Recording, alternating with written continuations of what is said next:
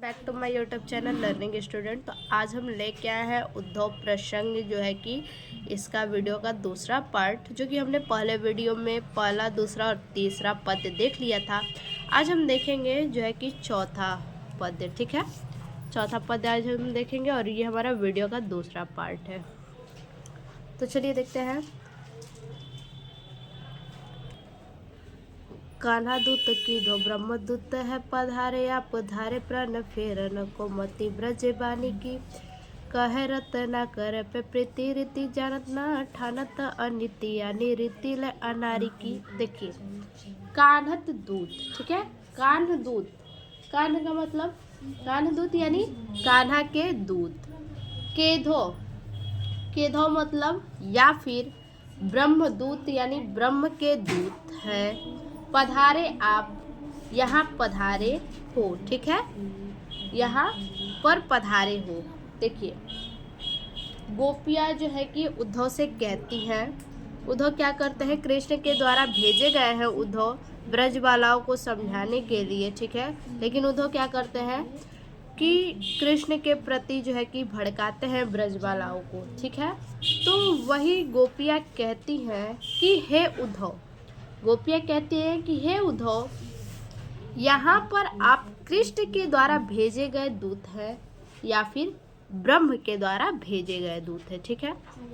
धारे प्रण, धारे का मतलब धारे प्रण, धारे प्रण धारण किए हुए लक्ष्य। फेरन को यानी भड़काने को, मति मतलब बुद्धि, ब्रजबारी मतलब ब्रज की बालाओं की, ठीक है। देखिए, जब से आए हो ब्रज की बालाओं की बुद्धि को भड़काने में लगे हो। देखिए, गोपियाँ कहती है उद्धव जी से कि हे उद्धव, आप कृष्ण के द्वारा भेजे गए दूत हैं या फिर ब्रह्म के द्वारा भेजे गए दूत हैं। आप जब से आए हैं तब से ब्रज की बालाओं की बुद्धि को क्या कर रहे हैं, भड़काने में लगे हुए हैं। कहे रत्नाकर, रत्नाकर जी कहते हैं, क्या कहते हैं, पै मतलब परंतु, प्रीति रीति, प्रीति रीति मतलब प्रेम की रीति, जानत ना, जानत ना यानी जानते नहीं है, ठीक है। रत्नाकर जी कहते हैं कि जो उद्धव है ये प्रेम की रीति को नहीं जानते हैं। ठानत, ठानत मतलब ठानता है। अनीति मतलब अन्याय। आनी मतलब आनी रीति यानी रीति के अनुसार। लय मतलब लेकर, अनारी की यानी अनाड़ी को, ठीक है। रत्नाकर जी कहते हैं कि जो उद्धव है वो प्रेम की रीति को नहीं जानते हैं, इसलिए, ठीक है, इसलिए अनाड़ी की रीति में आकर, इसलिए अनाड़ी की रीति में आकर गोपियों के साथ अन्याय कर रहे हैं, ठीक है। ठानत मतलब क्या, ठानता है, ठीक है, गोपियों के साथ अन्याय करने को ठानते हैं। अनीति मतलब अन्याय। आनी रीति का मतलब रीति के अनुसार, ठीक है। तो गोपियों के साथ जो है कि अनाड़ी की रीति, इसलिए अनाड़ी की रीति में आकर गोपियों के साथ अन्याय कर रहे हैं। कौन अन्याय कर रहा है, तो उद्धव जी। मान्य हम कान्हा ब्रह्म एक ही, कहो जो तुम तहु हमें भवती न भावना अन्यारी की। जह बनी बिगड़ी न बारिधिता बारिधि की। देखिए, मान्य हम का मतलब हम मान लिए, ठीक है। कान्हा ब्रह्मा एक ही, कान्हा और ब्रह्म एक ही है। कहो जो तुम, तुम्हारे कहने पे, ठीक है। गोपियाँ कहती हैं कि हे उद्धव, यदि आपके कहने पे हम मान लें कि कान्हा और ब्रह्म जो है कि श्री कृष्ण और ब्रह्म क्या है, दोनों एक ही हैं, तो हूँ का मतलब तो हम भी, ठीक है, तो हम भी भावती ना नहीं भाती अन्यारी की, अन्यारी मतलब एकत्व की, तब हम भी तब भी हमको एकत्व की भावना नहीं भाती। ठीक है, तो भी हमको एकत्व की भावना नहीं भाती। ऐसा गोपियाँ कहती है कि हे उद्धव, यदि आपके कहने पे हम मान भी ले कि कान्हा और ब्रह्म एक ही हैं, तो भी हमको एकत्व की भावना नहीं भाती है, नहीं अच्छी लगती है। जय है बनी, जय है मतलब जाएगा, बनी मतलब बनना, बिगड़ी मतलब बिगड़ना, न मतलब नहीं, बारिधिता मतलब विशाल, बारिधि मतलब समुद्र की मतलब का। ठीक है, देखिए समुद्र की विशालता। ठीक है, समुद्र की जो विशालता है, समुद्र की विशालता बनेगी नहीं, बिगड़ जाएगी। ठीक है, समुद्र की जो विशालता है वो बनेगी नहीं। बूंदता विलय है, बूंदता मतलब बूंद बूंद, विलय है मतलब खत्म हो जाना, नष्ट हो जाना, यानी लोग कहते हैं ना बिला जाना। ठीक है, तो नष्ट हो जाना। बूंद मतलब बूंद, विवश मतलब विवश होकर। ठीक है, बिचारी की यानी बेचारी की। ठीक है, यानी यदि समुद्र में एक बूंद पानी डाल दिया जाए तो उससे समुद्र का ना ही कुछ बन जाएगा और ना ही कुछ बिगड़ जाएगा। यानी कहने का अर्थ है, यहाँ गोपियाँ कह रही हैं कि गोपियाँ स्वयं को बूंद मानती है। ठीक है, गोपियाँ जो है कि स्वयं को जल का बूंद मानती है और ब्रह्म को समुद्र मानती है। ठीक है, और कहती है स्वयं को बूंद और ब्रह्म को समुद्र मानते हुए कहती है कि यदि हम परमात्मा में लीन हो जाए तो हमारा नाश हो जाएगा। ठीक है, परंतु परमात्मा का कुछ भी नहीं बनेगा और ना ही बिगड़ेगा, परंतु हमारी जो परमात्मा में लीन हो जाएंगे यदि हम, तो हमारा जो भक्ति होगा उसका नाश हो जाएगा। ठीक है, आगे देखिए। चिंतामणि मंजुल पवारी धूर धारिणी में काचे मन मुकुर सुधारी रखबे कहो। देखिए, इससे पहले जो है कि आपको हम हैंड रिटन नोट्स दिखा लेते हैं। ठीक है, कि इसका व्याख्या क्या होगा, एक बार इसकी व्याख्या देख लीजिए आप। ठीक है, संदर्भ व्याख्या किस प्रकार से आप लिखेंगे उसको एक बार देख लीजिए।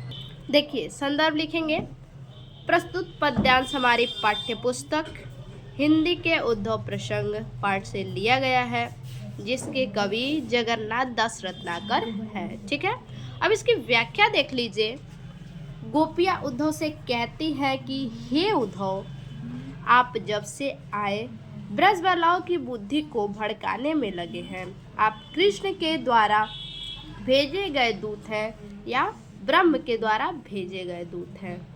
रत्नाकर जी कहते हैं कि उद्धव प्रेम की रीति को नहीं जानते हैं। ठीक है, उद्धव जो है कि वो प्रेम की रीति को नहीं जानते हैं, इसलिए वह अनाड़ी बनकर गोपियों के साथ अन्याय कर रहे हैं। ठीक है, अर्थात उन्हें भड़का रहे हैं। गोपियों को क्या कर रहे हैं, भड़का रहे हैं कि वो कृष्ण की भक्ति न करके ब्रह्म की निर्गुण भक्ति करें। ठीक है, गोपियाँ कहती हैं कि हे उद्धव, तुम्हारे कहने पर यदि हम कृष्ण और ब्रह्म को एक मान भी ले। ठीक है, गोपियाँ कहती है कि हे उद्धव, यदि तुम्हारे कहने पे हम कृष्ण को और ब्रह्म को एक मान भी ले, तब भी हमें एकत्व की भावना अच्छी नहीं लगती।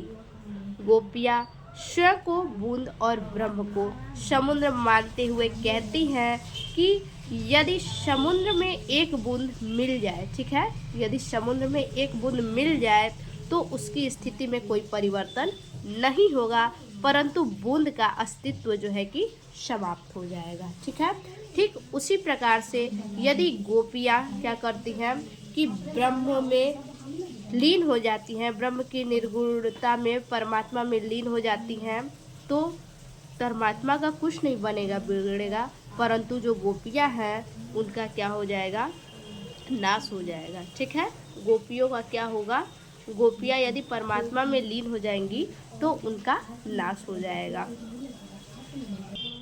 आगे देखिए, चिंतामणि, चिंतामणि का मतलब चिंतामणि, मंजुल मतलब सुंदर, पवारी मतलब फेंकने को, धूल धारिणी में यानी धूल की धारा में। ठीक है,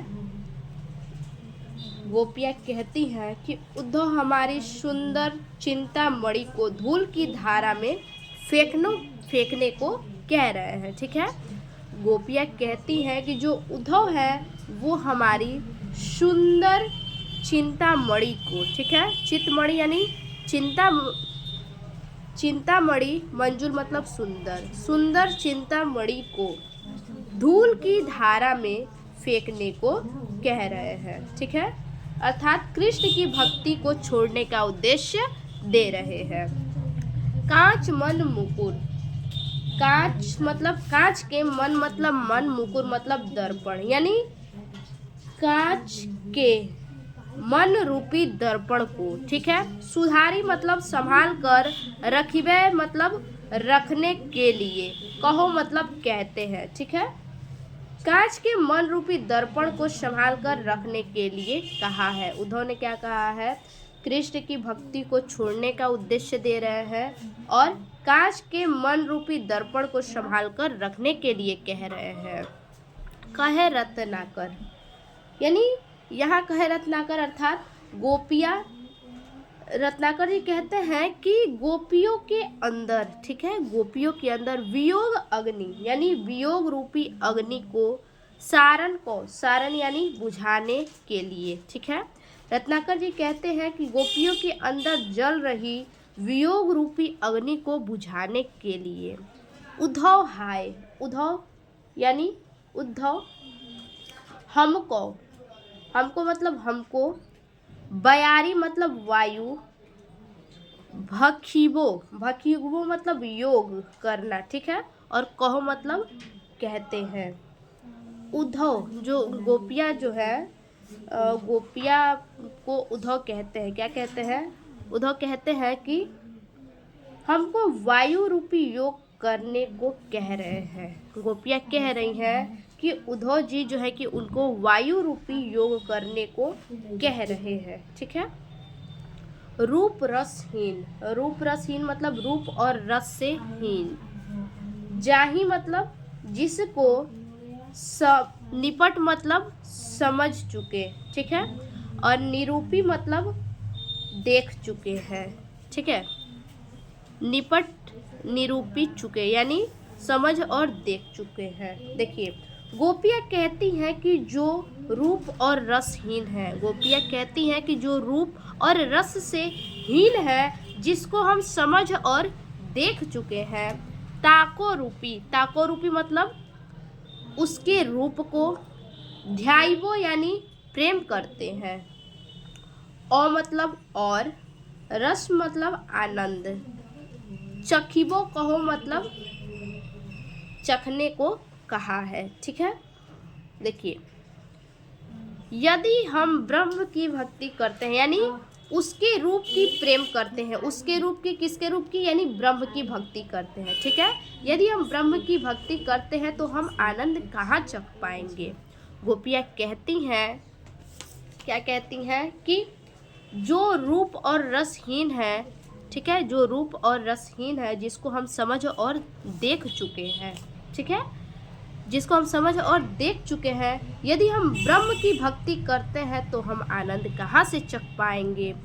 एते बड़े मतलब इतने बड़े, विश्व मतलब संसार, माही मतलब मैं, हेरो हूँ यानी हेरना ढूंढना, ठीक है, न पेयो मतलब नहीं पाया जा सकता, जाही मतलब जिसको, ठीक है, गोपियाँ कहती हैं कि इतने बड़े संसार में जिसको ढूंढकर नहीं पाया जा सकता, ठीक है, इतने बड़े संसार में जिसको ढूंढकर नहीं पाया जा सकता है, ताही मतलब उसको, त्रिकुटी मतलब त्रिकुटी चक्र में, नैन मूंदी मतलब आंखें मूंद कर, लखीबो कहे यानी देखने के लिए कह रहे हैं।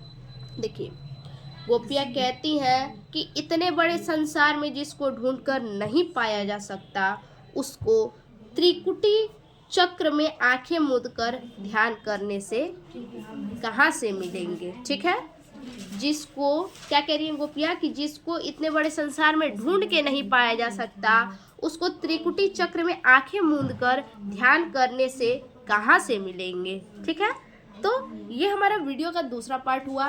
फिर से मिलते हैं अगले पद्य के साथ अगले वीडियो में। तब तक के लिए धन्यवाद।